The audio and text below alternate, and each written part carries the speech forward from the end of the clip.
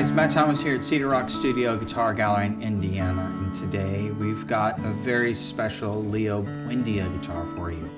This is actually his 13 fret double O. So this one features a Mastergrade Swiss moon spruce on it, and even for a little double O, the thump that comes out of this top is ridiculous. I think this might be one of my favorite styles of his guitars. But it could also be attributed to this outrageous African Blackwood. And I love that matchbook sapwood in the back here. And it looks like that he did either a Cocobolo center back strip or maybe a really light African Blackwood. No, I'm going to say Cocobolo. It wasn't really listed, but that's what it looks like.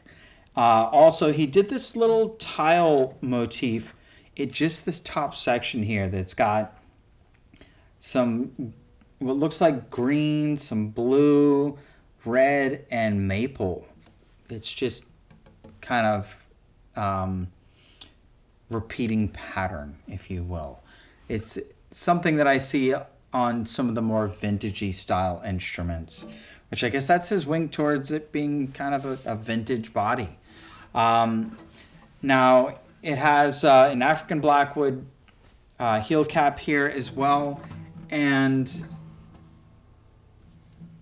I'm going to say that this is a dark Cocobolo binding all the way around as well, because that's kind of what it appears with this dark menacing red that's happening throughout it, and it's separated with just a little bit of a maple purfling here. Now it also has a slightly different burl than I normally see out of Leo's guitars. It doesn't look like the Amboya. It could be, but it's a very different hue throughout it. Some of these are kind of almost Buckeye burl looking, but they have a little more red to them. So either way, nonetheless, it's got those beautiful burl tiles, and then the ebony ring underneath it isn't segmented. Now it's got an Amazon rosewood bridge here that's a little lighter in color, with his signature shaping, an ebony fretboard with a real dark shaded mahogany neck, to kind of blend into that African Blackwood here. But it's got a floating strip in the middle of the back of the neck here, that is bordered around with maple and black, but has yet again that lovely tile motif that I see on the back here with the rotating pattern of colors.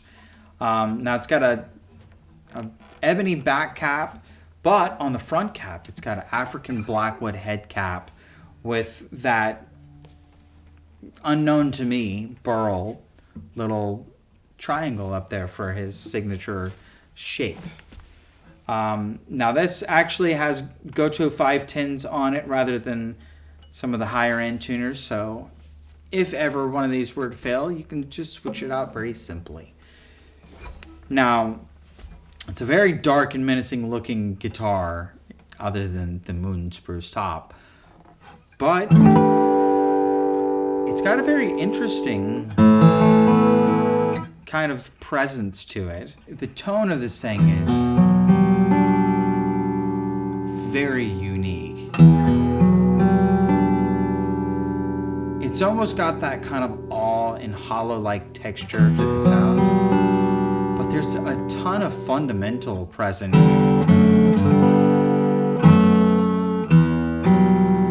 But it does not in any way have honky mids like you'd think a double O would.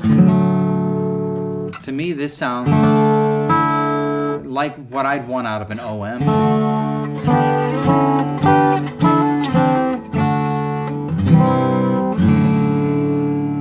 But Lord, the bass that you get out of this thing is absolutely surprising for being a smaller double O.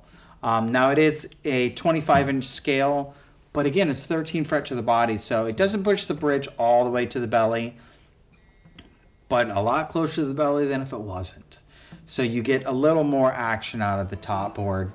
And I imagine that the bracing is slightly altered to account for that as well. So this is a very special creature that Leo has come up with. So if you have any other further questions about this really lovely 2022 00 Buendia, message Alan at cedarrockstudio.com, and thanks for listening.